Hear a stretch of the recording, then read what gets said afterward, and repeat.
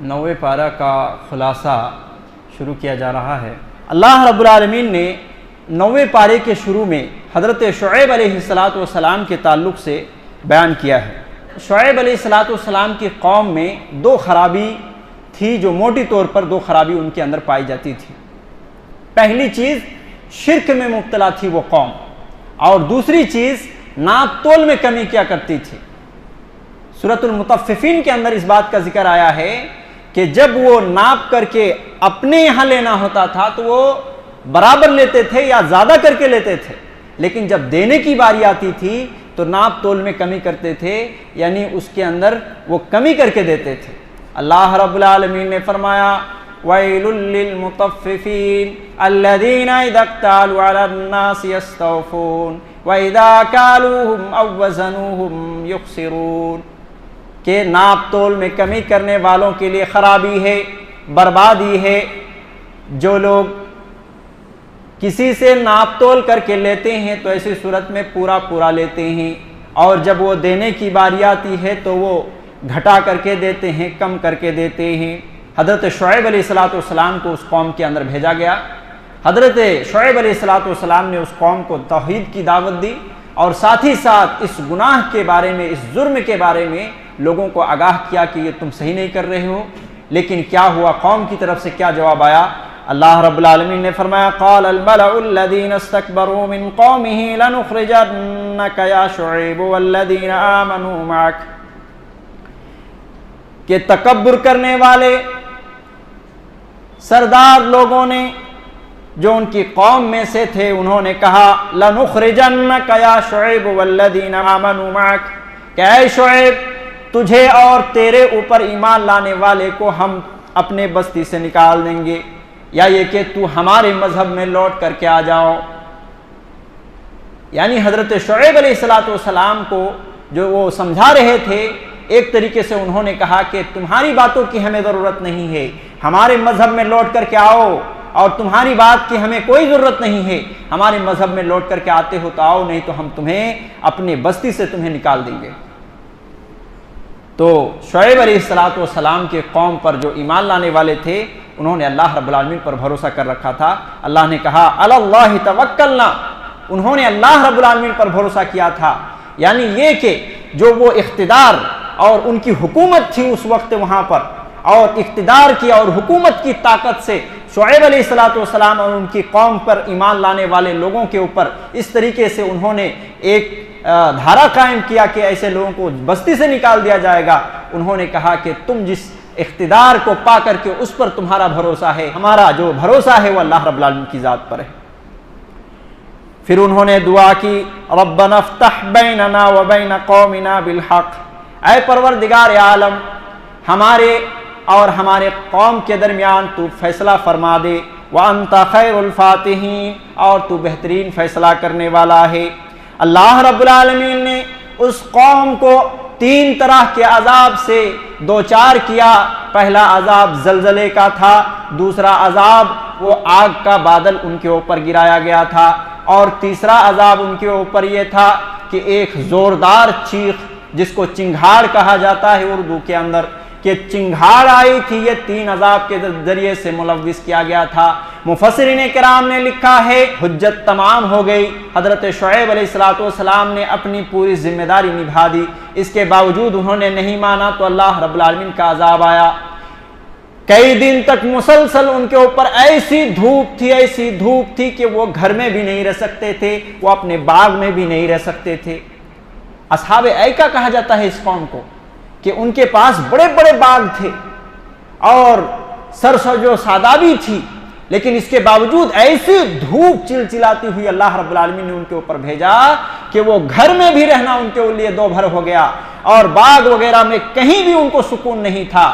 پھر اللہ رب العالمین نے ایک بادل بھیجا، جسے دیکھ کر کے وہ لوگ خوش ہو گئے کہ یہ بادل ہمیں سایہ کرے گا۔ وہ ساری قوم اس بادل کی طرف لپکی، اور قوم جو ہے نکل کر کے اپنے گھروں سے اس بادل کی طرف سارے لوگ چلے گئے، اور وہاں پر اللہ رب العالمین کا عذاب 3 طریقے سے ہوا۔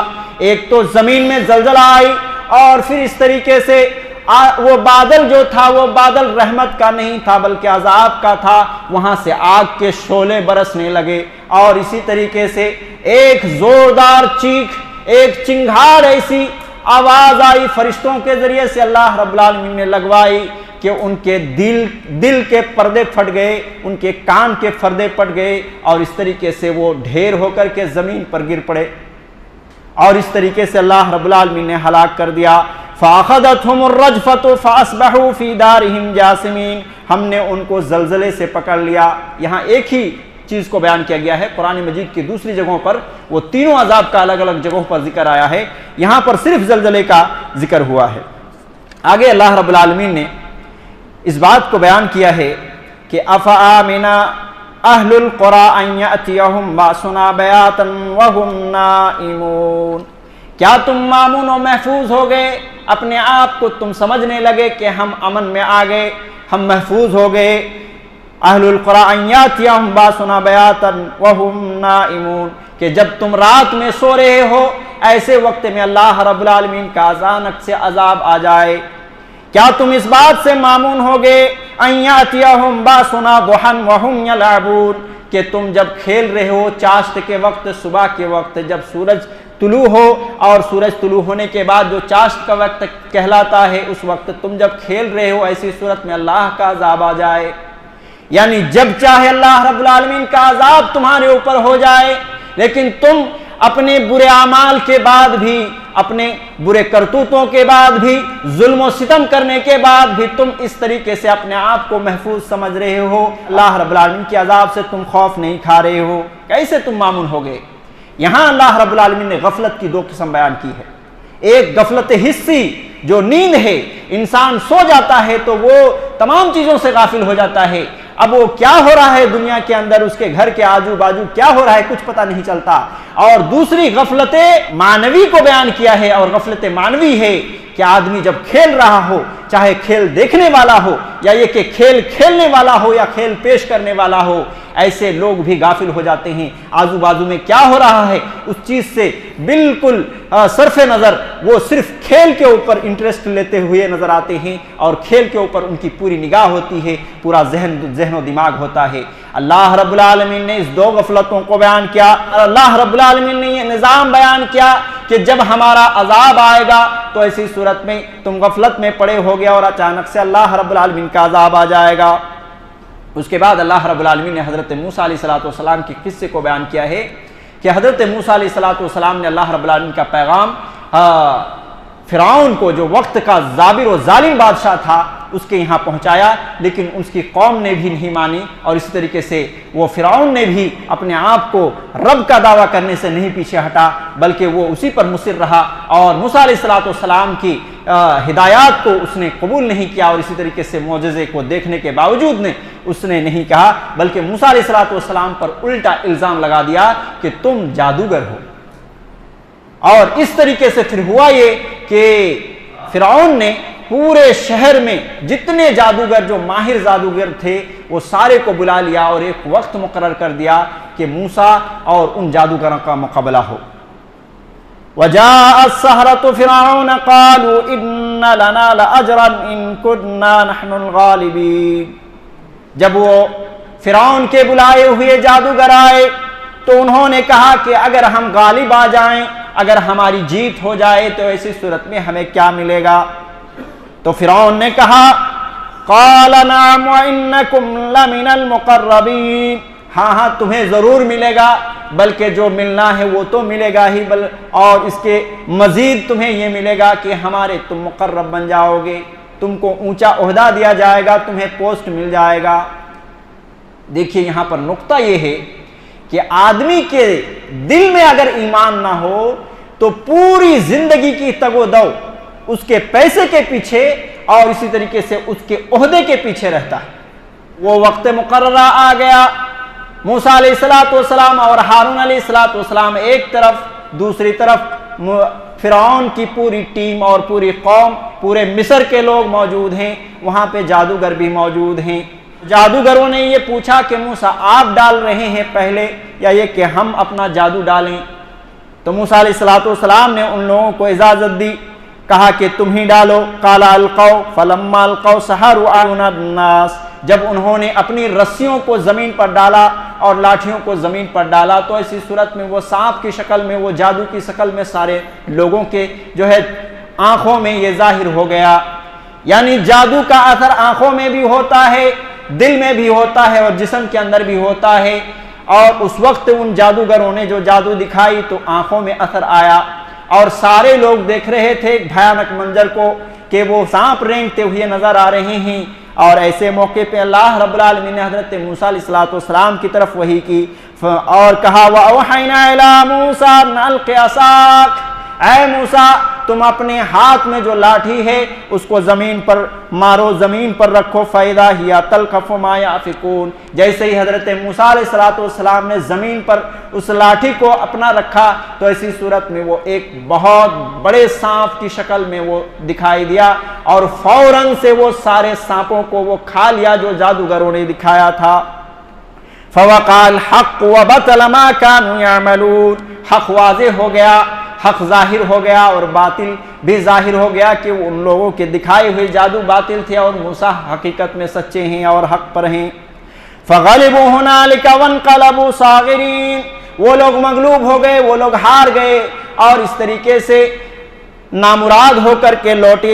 وَأُلْقِيَ السَّحَرَةُ سَاجِدِينَ. جبکہ جادوگر لوگ جتنے آئے ہوئے تھے ان کو حقیقت معلوم ہو گئی تھی جادو کو نہیں کھا سکتا ہے. پھر اس نے جادو جو یہ تو جادو ہے ہی نہیں جو موسیٰ علیہ السلام نے دکھایا ہے.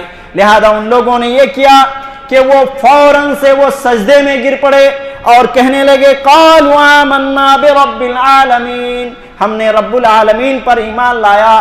یا رب العالمین تو ایک دعویٰ فرعون بھی کرتا تھا اور رب العالمین حقیقت میں اللہ رب العالمین کی ذات تھی. مزید انہوں نے یہ تفصیل بتائی رب موسیٰ و ہارون. موسیٰ کے رب پر ہم نے ایمان لایا اور ہارون کے رب پر ایمان لایا. امام قرطبی رحمہ اللہ نے اس پر ایک بڑا زبردست تبصرہ لکھا ہے کہ کہتے ہیں کہ وہ جادوگر جو تھے موسیٰ علیہ السلام کے تعلق سے ایک چھوٹا سا ادب پیش کرنے کی وجہ سے اللہ رب العالمین نے کیا ادب تھا وہ کہ انہوں نے موسیٰ کو انہوں نے پوچھا کہ موسیٰ آپ یہ جادو پہلے جو اپنا کرتب ہے اس کو دکھانے والے ہیں یا ہم دکھائیں؟ تو موسیٰ علیہ السلام نے کہا کہ تم دکھاؤ. یہ جو ادب تھا جس کی وجہ سے جادوگروں نے موسیٰ علیہ السلام کو پوچھا تھا. امام قرطبی رحمہ اللہ لکھتے ہیں کہ موسیٰ علیہ السلام کے اس ادب کا خیال رکھنے کی وجہ سے اللہ رب العالمین نے ان کو ہدایت جیسی ایک عظیم نعمت سے نواز دیا. اور وہ جب ہدایت آ گئی تو اسی صورت میں وہ اللہ رب العالمین پر ایمان لائے جو حقیقی معبود تھا اور انہوں نے ایمان لایا. اس سے یہ نقطہ نکلتا ہے کہ علماء کرام کا ادب و احترام کیا جائے. علماء کرام کا ادب و احترام اگر زندگی میں رہی تو ایسی صورت میں آپ ہدایت یافتہ بھی رہیں گے، دنیا میں بھی عزت نصیب ہوگی اور ذلت کا سامنا نہیں ہوگا، آخرت میں تو ہے ہی. یہاں پھر ایک اور نقطہ بیان کیا جا رہا ہے کہ رب موسیٰ و ہارون، کہ موسیٰ اور ہارون کے رب. اور اس سے پہلے جو ایک لفظ استعمال ہوا ہے کہ رب ہارون و موسیٰ، یعنی ایک جگہ ہارون کا نام پہلے اور دوسری جگہ موسیٰ علیہ السلام کا نام پہلے. ایسا کیوں ہے؟ یہاں پر جو جادوگروں نے ایمان لایا تو موسیٰ علیہ السلام کا پہلے نام لایا کہ موسیٰ علیہ السلام کے رب کا یہاں خیال رکھا انہوں نے موسیٰ علیہ السلام کے علم کا. لہذا معلوم ہوا کہ علم جس کے پاس ہو ایسے لوگوں کا ادب کیا جائے. اور اس سے پہلے جو ہارون علیہ السلام کا ذکر ہوا تو ہارون موسیٰ علیہ السلام سے عمر میں بڑے تھے. تو یہاں یہ بھی معلوم ہوا کہ دو چیزوں کا خیال رکھا جائے ادب کے معاملے میں، خاص طور سے کہ جو عمر میں بڑے ہوں ایسے لوگوں کا بھی ادب کیا جائے اور جو علم میں بڑے ہوں ایسے لوگوں کا بھی ادب کا خیال رکھا جائے. اور ادب کا خیال رکھیں گے تو انشاءاللہ ہدایت کی راہ پر آپ گامزن رہیں گے. اللہ رب العالمین نے کہا قال فرعون آمنتم به قبل ان ناذن لكم، کہ میری اجازت سے پہلے تم نے ایمان لے کر کے آیا ہے، لہذا ایسا ہوگا کہ میرا عذاب تم دیکھو گے. اور ایسی صورت میں اس نے کہا کہ ہم تمہارے ہاتھ کو کاٹیں گے اور تمہارے پاؤں کو کاٹیں گے اور اس کا طریقہ کار ہوگا لَأُقَطِّعَنَّ أَيْدِيَكُمْ وَأَرْجُلَكُمْ مِنْ خِلَافٍ کہ اگر دائیں ہاتھ کو کاٹیں تو بائیں پیر کو کاٹیں گے، اور مزید یہ کہ ثُمَّ لَأُصَلِّبَنَّكُمْ أَجْمَعِينَ اور تم تمام کے تمام کو سولی پر لٹکا دیں گے۔ جب یہ فرمان، فرعون وقت کا بادشاہ تھا، یہ فرمان جاری ہو گیا کہ اس طریقے سے ان کو عذاب ملنے والا ہے، تو جو لوگ ایمان لانے والے تھے انہوں نے دیکھا کہ صرف معمولی صبر سے کام نہیں چلے گا۔ اللہ رب العالمین سے انہوں نے دعا کی، اور یہ آخری بات میں کر رہا ہوں کہ اللہ رب العالمین سے دعا کی انہوں نے اور کہا ربنا افرغ علینا صبرا، اے اللہ ہمارے اوپر صبر کو انڈھیل دے، یعنی ایسا نہیں کہا کہ ہمارے دلوں میں صبر پیدا کر دے۔ انہوں نے یہ محسوس کیا کہ تھوڑی صبر کی ضرورت نہیں ہے بلکہ بہت زیادہ صبر کی ضرورت ہے۔ ہاتھ کاٹ دیا جائے گا، پیر کاٹ دیے جائیں گے، اور اس طریقے سے باڈی کو زندہ رکھا جائے گا اور اس طریقے سے تڑپایا جائے گا اور پھر سولی پر چڑھایا جائے گا۔ انہوں نے کہا جس طریقے سے آپ بیکٹ میں پانی رکھتے ہیں، بالٹی میں پانی رکھتے ہیں، اور اس طریقے سے آپ انڈھیل دیں تو ایک بھی پانی باقی نہیں رہے گا۔ اللہ رب العالمین سے اس قدر انہوں نے دعا کی کہ اللہ تو صبر کے جتنے پیمانے ہیں اس کو پورے کے پورے ہمارے اوپر انڈھیل دے، اور کہیں ان کے عذاب سے ہمارا دل ایمان کی دولت سے جو مالا مال ہوا ہے وہ پھر نہ جائے اور ہمارا ایمان ڈگمگا نہ جائے۔ لہذا انہوں نے اس بات کی بھی دعا کی وَتَوَفَّانَا مُسْلِمِينَ، اور ہمیں وفات دے تیری فرما برداری کرتے ہوئے مسلمان بن کر کے تیرے راہ میں ہم شہید ہو جائیں، ایسے وفات دے۔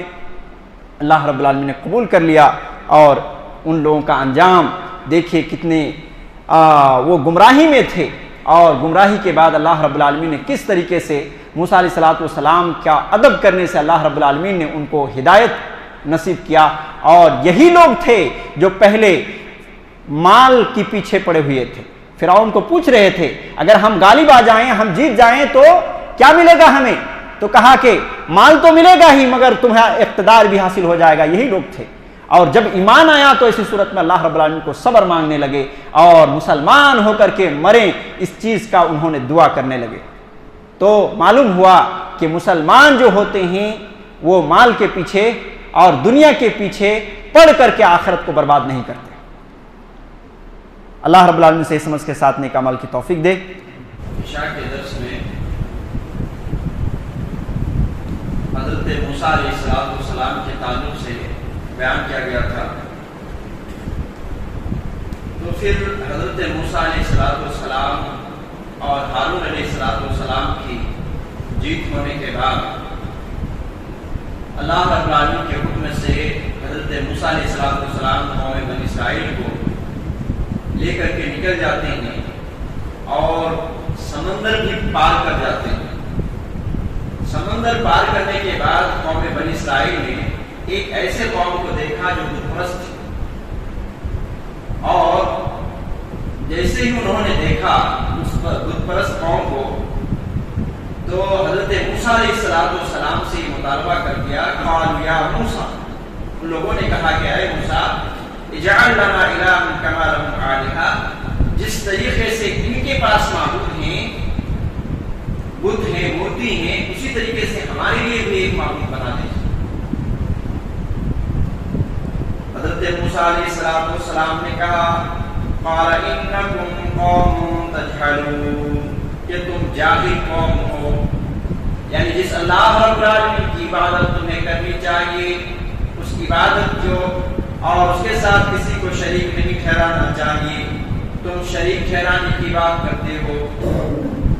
یہاں یہ بات معلوم ہوئی کہ دنیا کی سب سے بڑی جہالت شرک ہے، دنیا کی سب سے بڑی جہالت شرک ہے، اور سب سے بڑا عمل اللہ رب العالمین کے یہاں اس کے خلاف جو ہے وہ توحید ہے۔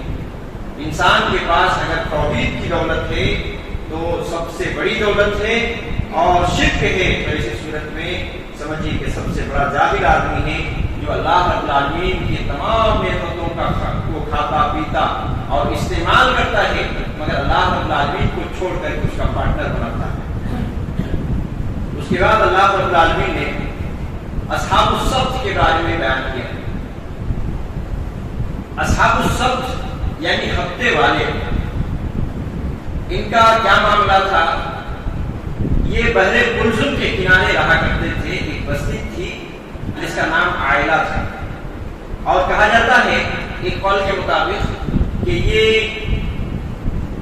حضرت شعیب علیہ السلام کے شہر مدین اور کوہ طور کے بیچوں بیچ رہا کرتے تھے۔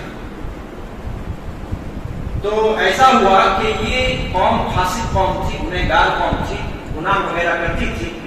اللہ رب العالمین نے ایک طریقے سے مزید مہلت بھی دی، اور ساتھ ہی ساتھ اللہ رب العالمین نے ان کو آزمایا۔ ان کے اوپر یہ قانون پاس کر دیا کہ تم لوگ تو مچھلی پکڑتے ہو اور اسی سے تمہارے گھر چلتے ہیں، کاروبار تمہارا ہے، لیکن ایک کنڈیشن ان کے یہاں قائم کر دیا کہ ہفتے کے روز تم مچھلی نہیں پکڑ سکتے۔ اور اللہ رب العالمین ان لوگوں کو آزمانا چاہتا تھا، لہذا ایسا ہوا کہ ہفتے کے روز مچھلیاں بہت زیادہ دکھائی دیتی تھی اور پانی کے اوپر آ جاتی تھی۔ آدمی اگر چھوئے تو چھو سکتا تھا، بھاگتی بھی نہیں تھی۔ مگر ایسا ہے کہ ہفتے کے روز کے علاوہ جو بقیہ دن ہیں اس میں دکھائی تو دور کی بات ہے کہ وہ جال وغیرہ ڈالتے تھے، اور جو بھی شکار کرنے کے حربے ہوتے تھے وہ استعمال کرتے تھے، اس میں بھی وہ پھنستی نہیں تھی، دکھائی بھی نہیں دیتی تھی، پھنستی بھی نہیں تھی۔ ان کے لیے بڑی پریشانی والا وقت بھی تھا، لیکن اللہ رب العالمین ان کو آزما رہا تھا۔ ہوا یہ کہ کچھ لوگوں نے ہیلا بہانہ سے کام لیا اور ایسا کرنے لگے کہ ہفتے کے روز میں کنارے میں میڑ بنا کر رکھ دینے لگے، مچھلیاں آتی اور اس طریقے سے وہ میڑ بنا دیتے، پھر وہ ادھر نہیں جا پاتی تھی۔ ہفتے کے روز اس کا شکار نہیں کرتے تھے، اب دوسرا دن جب آتا تھا تو اسی صورت میں اس کا شکار کر لیتے تھے۔ کچھ لوگ اس میں اعلانیہ طور پر شکار کرتے تھے، اور کچھ لوگ اس طریقے سے ہیلا بازی مچھلیاں شکار کیا کرتے تھے۔ پھر کیا ہوا کہ اس میں سے ان لوگوں کو سمجھانے کے لیے کچھ لوگ تھے، جیسا کہ اللہ رب العالمین نے بیان کیا ہے، وَإِذْ قَالَتْ أُمَّةٌ مِّنْكُمْ لِمَ تَعِظُونَ، اور یاد کرو اس وقت کو جب کہ امت انہی میں سے کہا کہ ایسی قوم کو تم کیوں سمجھا رہے ہو جو اللہ رب العالمین جس قوم کو ہلاک کرنے والا ہے، او مُعَذِّبُهُمْ عَذَابًا شَدِيدًا، یا اس کو سخت قسم کا عذاب دینے والا ہے۔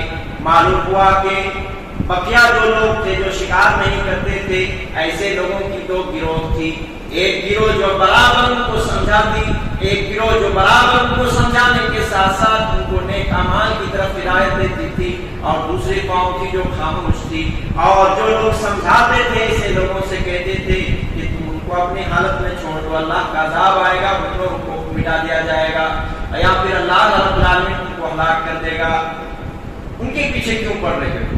تو ان کا جواب یہ ہوتا تھا، قَالُوا مَعْذِرَةً إِلَىٰ رَبِّكُمْ، تاکہ ہم اپنے رب کے یہاں عذرت پیش کر سکیں کہ اللہ ہم خاموش نہیں تھے، بلکہ تیرے دین میں اس طرح کی گڑبڑی کی تھی اور تیرے قانون میں اس طرح کی گڑبڑی کی تھی، تو برابر ان کو سمجھایا جاتا تھا۔ اور دوسری بات وَلَعَلَّهُمْ يَتَّقُونَ، تاکہ وہ صحیح راستے پر آ جائیں، تقوی والی زندگی گزارے، اس وجہ سے بھی ہم ان کو برابر سمجھاتے رہتے ہیں۔ تو اللہ رب العالمین ایک لمبا عرصہ گزرنے کے بعد ان کے اوپر اللہ رب العالمین کا عذاب آیا، اور عذاب ایسا آیا کہ ان کو بندر اور سور میں تبدیل کر دیا گیا،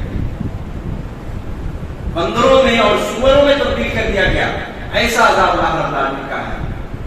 بعض مفسرین کرام نے اس کو لکھا ہے کہ جن لوگوں نے وہ ہیلا اور بہانے سے کام لیا تھا، ایسے لوگوں کو بندر بنا دیا گیا، اور جو لوگ ظاہری طور پر وہ شکار کرتے تھے، کسی کی پرواہ نہیں کرتے تھے، وہ بہانے بازی کے ساتھ نہیں کرتے تھے، ایسے لوگوں کو سور بنا دیا گیا۔ اور بعض مفسرین نے یہ کہا ہے کہ جو نوجوان تھے ان میں سے ان کو بندر بنا دیا گیا، اور جو بوڑھے تھے ایسے لوگوں کو جو ہے سور بنا دیا گیا۔ معلوم ہوا کہ جو بزرگ لوگ ہوتے ہیں، جو بوڑھے لوگ ہوتے ہیں، ایسے لوگ کی کو رہنمائی کرنی چاہیے ان لوگوں کو، نوجوان اگر غلط راستے کی طرف چلیں تو اللہ رب العالمین نے ان لوگوں کو اس طریقے سے سور اور بندروں میں تبدیل کر دیا، اور 3 دن کے اندر وہ پھر ختم بھی ہو گئے، 3 دن کے اندر وہ ختم بھی ہو گئے۔ ایسا نہیں کہ پھر وہیں سے نسل چلی، بلکہ اس سے پہلے سے سور بھی موجود تھے اور اس سے پہلے سے بندر بھی موجود تھے۔ اللہ رب العالمین کی اس تبدیلی کے بعد سے شروع نہیں ہوئی، ان کو بندر بنایا بھی گیا، سور بنایا گیا، اور ساتھ ہی ساتھ 3 دن ہی کے اندر اس طریقے سے یہ کیا گیا۔ صحیح بخاری کی ایک روایت ہے، اللہ کے نبی علیہ الصلوۃ والسلام نے کہ معاشرے کے اندر امر بالمعروف و نہی عن المنکر کا کام ہونا ضروری ہے۔ ایک قوم ہونی چاہیے، ایک جماعت ہونی چاہیے جو لوگوں کو اچھائی کی طرف دعوت دے اور برائی سے روکے، وگرنہ اس کا نقصان کیا ہے؟ صحیح بخاری کی روایت اللہ کے نبی علیہ الصلوۃ والسلام بیان کرتے ہیں، ایک مثال سے اللہ کے نبی صلی اللہ علیہ وسلم سمجھاتے ہیں۔ کیا مثال ہے؟ اللہ کے نبی صلی اللہ علیہ وسلم کہتے ہیں کہ ایک کشتی ہے جو 2 منزلہ کی ہے، اور اوپر میں بھی لوگ سوار ہیں اور نچلی سطح میں بھی لوگ سوار ہیں۔ نیچے والے لوگ پانی کی ضرورت ہوتی ہے تو ایسی صورت میں اوپر آ کر کے پانی لے کر کے نیچے آتے ہیں، ان کے بار بار آنے اور جانے میں اوپر والوں کو تکلیف ہونے لگتی ہے، اور تکلیف ہونے کی وجہ سے نیچے والے یہ سوچتے ہیں کہ ہم ان کو خواہ کیوں تکلیف دیں، نیچے چھید کرنا شروع کرتے ہیں۔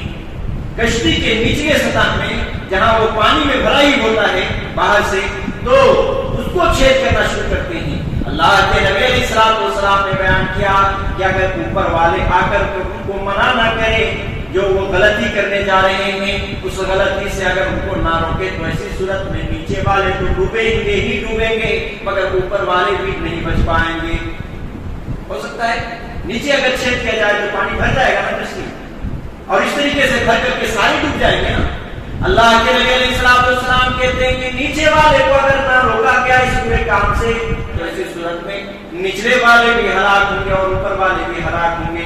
اسی طریقے سے امر بالمعروف اور نہی عن المنکر کا کام اگر معاشرے کے اندر کوئی نہ کرے تو ایسی صورت میں خود بھی ہلاک ہوں گے۔ جو نمازی ہیں، جو پابندی کرتے ہیں روزے اور اللہ رب العالمین کا تقوی اختیار کرتے ہیں، ایسے لوگ بھی ہلاک ہونے والے ہیں گنہگار لوگوں کے ساتھ۔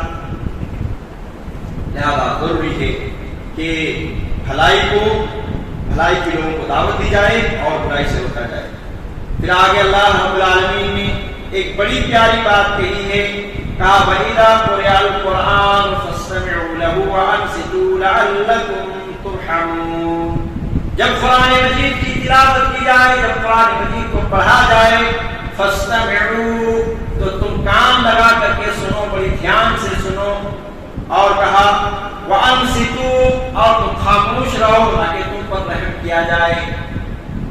معلوم ہوا کہ قرآن مجید کو سننا بھی ایک ایسی عبادت ہے کہ جس پر اللہ رب العالمین کی رحم اور اللہ رب العالمین کی مہربانی ایسے لوگوں پر ہوتی ہے۔ یہاں لعلکم کا معنی ہے شاید، لیکن آپ کو ایک الٹا بتاؤں، لعلکم جب اللہ رب العالمین کی طرف نسبت آئے تو اس کا کنفرم کا معنی دیتا ہے، یقینی کا معنی دیتا ہے کہ ایسا شخص جو قرآن مجید کو سنتا ہے، کان لگا کر کے سنتا ہے اور خاموش رہتا ہے جب قرآن مجید کی تلاوت کی جاتی ہے، تو ایسی صورت میں ایسے لوگوں کے لیے کنفرم ہے کہ ان کے اوپر اللہ رب العالمین کی مہربانی ہوگی، اللہ رب العالمین ایسے لوگوں پر رحم کرے گا۔ اور قرآن مجید کی تلاوت کے تعلق سے یہ تیسرا اسٹیپ، جی پہلا اسٹیپ یہ ہے کہ یتلونہ حق تلاوتہ، کہ قرآن مجید کی تلاوت اس کے حق کے ساتھ، اس کی تلاوت کے حق کے ساتھ تلاوت کی جائے، یہ پہلا اسٹیپ ہے۔ اور سب سے اونچا درجہ ایسے ہی تلاوت کا ہے کہ آدمی تلاوت کر رہا ہے اور اس کے معنی اور مفہوم کو بھی سمجھ رہا ہے اور اس کو خوبصورتی کے ساتھ، تجوید وغیرہ کے ساتھ بھی پڑھ رہا ہے، یعنی خوبصورتی کے ساتھ بھی پڑھ رہا ہے، مخارج کی ادائیگی اور تجوید کے ساتھ پڑھ رہا ہے، اور ساتھ ہی ساتھ معنی اور مفہوم کو بھی سمجھ رہا ہے۔ یہ سب سے اونچا درجہ ہے قرآن مجید کو پڑھنے کا۔ اور دوسرا درجہ کیا ہے؟ فَقْرَؤُوا مَا تَيَسَّرَ مِنَ الْقُرْآنِ، کہ تم قرآن مجید کو پڑھو جتنا تمہیں میسر ہو۔ پہلا یہ کہ آدمی معنی اور مفہوم کو سمجھ کر کے پڑھے، سب سے پہلا درجہ اس کا۔ دوسرا یہ کہ جتنا آدمی کو میسر ہو وہ پڑھنا جانتا ہے، قرآن مجید کو پڑھے۔ اور یہ تیسرا اسٹیپ ہے کہ خود اگر پڑھنا نہیں جانتا کہیں پہ قرآن مجید کی تلاوت ہو رہی ہے تو وہ سنے، کان لگا کر کے سنے، اور اسی طریقے سے وہ خاموش رہے۔ تو اس کا فائدہ، تیسرا اسٹیپ کا فائدہ یہ بتایا جا رہا ہے کہ ایسے لوگوں کے لیے کنفرم اللہ رب العالمین رحم کرے گا۔ تو بتائیے کہ اس سے پہلے والا جو اونچا درجہ ہے رکھتا ہے ان لوگوں کا کیا حال ہے۔ اس کے بعد اللہ رب العالمین نے ذکر کرنے کے تعلق سے بھی یہی بات بیان کی جو پچھلے دروس میں آپ نے سنا ہے کہ دعا کے تعلق سے جو باتیں ہونی چاہیے۔ کہا وَاذْكُرْ رَبَّكَ فِي نَفْسِكَ تَضَرُّعًا وَخِيفَةً وَدُونَ الْجَهْرِ مِنَ الْقَوْلِ بِالْغُدُوِّ وَالْآصَالِ وَلَا تَكُن مِّنَ الْغَافِلِينَ۔ تم اپنے رب کا ذکر کرو اپنے نفس میں، یعنی دل میں، تضرعًا یعنی گڑگڑاتے ہوئے، وخیفتاً اور چپکے چپکے، دون الجہر من القول اپنی آواز کو، اپنی ذکر کے آواز کو تم بلند نہ کرو، بالغدو والآصال صبح و شام تم اللہ کے ذکر اس طریقے سے کرو۔ معلوم یہ ہوا کہ جس طریقے سے دعا کے بارے میں اللہ رب العالمین نے تضرع اور اسی طریقے سے گڑگڑانے کی بات کہی ہے کہ آدمی جب دعا کرے اللہ رب العالمین کے نزدیک تو گڑگڑاتے ہوئے دعا کرے، چمٹ جانے کی طریقے سے دعا کرے، اور اسی طریقے سے چپکے چپکے کرے اور اللہ رب العالمین کا شکریہ ادا کرتے رہے، تو ایسے لوگوں کی دعا اللہ رب العالمین کے یہاں قبول ہوتی ہے۔ اسی طریقے سے ذکر کے بارے میں بھی یہ کہا گیا کہ آدمی اللہ رب العالمین کا ذکر کرے تو ایسی صورت میں گڑگڑاتے ہوئے دعا کرے۔ معلوم ہوا کہ ذکر ایک طرف ہو رہا ہے، اس کا دھیان دوسری طرف ہو رہا ہے، ایسے ذکر کے حکم یہاں پہ نہیں ہو رہی ہے، بلکہ ایسے ذکر کا حکم ہو رہا ہے کہ آپ ذکر کرے، دل سے کرے، معنی اور مفہوم کو سمجھ کر کے کرے۔ اس کے بعد اللہ رب العالمین نے ایمان کے 5 مقیاس بیان کیے۔ ہر چیز کو تولنے کا ایک آلہ ہوتا ہے، سبزی وغیرہ تولتے ہیں اس کے لیے ایک الگ مشین، ایک الگ آلہ، سونا چاندی تولتے ہیں اس کے لیے ایک الگ آلہ۔ ایمان کو اگر ناپنا ہوگا انسان کے تو کیا آلہ رکھا گیا ہے؟ 5 چیز اللہ رب العالمین نے بیان کیا۔ انما المؤمنون الذين اذا ذكر الله وجلت قلوبهم، یہ مومن وہ ہیں اللہ کا ذکر جب کیا جاتا ہے تو اسی صورت میں ان کا دل گھبرا جاتا ہے۔ اور کہا کہ جب اللہ رب العالمین کی آیتوں کی تلاوت کی جاتی ہے زادتہم ایمانا، تو ان کے ایمان میں اور اضافہ ہو جاتا ہے، وعلی ربہم یتوکلون، اور تیسری صفت کہ وہ اللہ رب العالمین پر بھروسہ رکھتے ہیں۔ چوتھی صفت بیان کی گئی الذین یقیمون الصلاۃ، اور وہ نماز قائم کرتے ہیں، اور 5ویں صفت بیان کی گئی ومما رزقناہم ينفقون، اور جو کچھ ان کو رزق دیا گیا ہے ان میں سے خرچ کرتے ہیں اللہ کے راستے میں۔ یہ 5 مقیاس بتائے گئے ہیں، 5 اعلیٰ بتائے گئے ہیں اپنے ایمان کو چیک کر کے۔ کیا قرآن مجید کی تلاوت کے وقت آپ کا ایمان بڑھتا ہے؟ کیا قرآن مجید کو سمجھتے وقت آپ کا دل اللہ رب العالمین کی طرف مائل ہوتا ہے کہ ہاں یہ بات اللہ رب العالمین نے کہی ہے، ہم ضرور اس پر عمل کریں گے؟ اور اس طرح کی کوئی بات ہوتی ہے، اگر ایسی ہوتی ہے تو اس صورت میں سمجھیے کہ آپ کا ایمان بہت تازہ ہے اور آپ کا ایمان کا لیول بہت اونچا ہے۔ اور اس طریقے سے جب ذکر کی جاتی ہے تو اس صورت میں دل گھبراتا ہوا ذکر کرتا ہے، نماز قائم کی جاتی ہے، اور اسی طریقے سے اللہ کی راہ میں خرچ کی جاتی ہے، اور ہر معاملے میں اللہ رب العالمین پر بھروسہ کیا جاتا ہے۔ ایک آخری بات اللہ رب العالمین نے بیان کیا کہ عذاب کو روکنے کا کیا نسخہ ہے۔ اللہ رب العالمین کا عذاب ہم پر نہ آئے، اس کا کیا نسخہ ہے؟ اللہ رب العالمین نے 2 نسخہ بیان کیا ہے۔ وَمَا كَانَ اللَّهُ لِيُعَذِّبَهُمْ وَأَنتَ فِيهِمْ وَمَا كَانَ اللَّهُ مُعَذِّبَهُمْ وَهُمْ يَسْتَغْفِرُونَ۔ اللہ رب العالمین نے فرمایا کہ پہلا نسخہ یہ ہے کہ اے نبی آپ جب تک ان قوم کے پاس رہیں تو پھر اللہ رب العالمین کا عذاب نہیں۔ اللہ رب العالمین کی نظر میں نبی کریم صلی اللہ علیہ وسلم کی حیثیت دیکھیے کہ اللہ رب العالمین کی نظر میں نبی کریم صلی اللہ علیہ وسلم کا یہ مقام تھا کہ جب تک ہمارے نبی زندہ رہے تب تک اللہ رب العالمین کا عذاب پچھلی قوموں کی طرح نہیں آئے اور نہ ہی آنے والا۔ کہا وَمَا كَانَ اللَّهُ لِيُعَذِّبَهُمْ، اللہ رب العالمین کو کیا پڑا ہے کہ وہ انہیں عذاب دے وَأَنتَ فِيهِمْ، جبکہ آپ ان کے درمیان موجود ہیں. جب تک اللہ کے نبی صلی اللہ علیہ وسلم کے یہاں موجود ہے اللہ کا عذاب نہیں آئے گا. اور دوسرا نسخہ جب نبی کریم صلی اللہ علیہ وسلم کا انتقال ہو گیا تو ایسی صورت میں قیامت تک کے آنے والے لوگوں کے لیے یہ نسخہ ہے کہ آدمی اگر چاہے کہ معاشرے کے اندر ہماری زندگی میں, ہماری گھریلو زندگی میں, یا یہ کہ ہمارے خاندان میں, یا یہ کہ ہمارے گاؤں میں اور ہمارے شہر اور بستی میں نہ عذاب آئے تو اس کا نسخہ کیا ہے؟ کہا وما كان الله معذبهم, اور اللہ رب العالمین کو کیا ہو گیا ہے کہ تمہیں عذاب دے وهم يستغفرون, جبکہ تم استغفار کرتے رہو. جب تم اللہ رب العالمین سے معافی مانگتے رہو تو اللہ رب العالمین تمہیں عذاب میں مبتلا نہیں کرے گا, عذاب سے دوچار نہیں کرے گا. اللہ رب العالمین اسی وقت عذاب سے دوچار کرے گا کہ تم گناہیں بھی کرتے جاؤ, گناہ کے اوپر گناہیں ہوتی جائے, ظلم کے اوپر ظلم ہوتے جائے, اور تم توبہ نہ کرو اللہ رب العالمین کے یہاں اپنے گناہوں کو نہ مٹاؤ, استغفار سے کام نہ لو. معلوم ہوا کہ استغفار کتنا عظیم امر ہے کہ اگر ہماری زندگی میں استغفار رہا تو ایسی صورت میں اللہ رب العالمین ہمارے ایسے عذاب کو ٹال دیتا ہے. ہم جب تک استغفار کرتے رہیں گے, اور کوئی بھی قوم جب تک اپنے قوم کے اندر استغفار کرتے رہیں گے اللہ رب العالمین کا عذاب نہیں آئے گا. یہ نسخہ ہے عذاب کو ٹالنے کا. اللہ رب العالمین جو کہ ابھی ہندوستان کے اندر طرح طرح کی آزمائشیں ہیں اور طرح طرح کے فتنے ہیں, اور نہ جانے مسلمانوں کے خلاف کس کس قدر کی سازشیں ہو رہی ہیں, اور ایک طریقے سے عذاب تو ہے ہی اور بھی بڑے عذاب آنے کا بہت چانس موجود ہے. لہذا ایسی صورت میں ہم اپنے آپ کو استغفار کرنے والا بن جائیں, اپنے گناہوں سے توبہ اور طائب کرنے والا بن جائیں, اپنے حق میں بھی دعا کرنے والے بن جائیں, اور تمام مسلمانوں کے حق میں دعا کرنے والے بن جائیں, اور خصوصیت کے ساتھ ہندوستانی مسلمانوں کے لیے دعا کرنے والا بن جائیں. انشاءاللہ العزیز اللہ رب العالمین تمام فتنوں سے دور رکھے گا, اور اسی طریقے سے اللہ رب العالمین تمام عذابات سے بھی دور رکھے گا. اللہ رب العالمین صحیح سمجھ کے ساتھ نیک اعمال کی توفیق دے. آمین. صلی اللہ علیہ وسلم محمد وعلی آلہ وصحبہ اجمعین.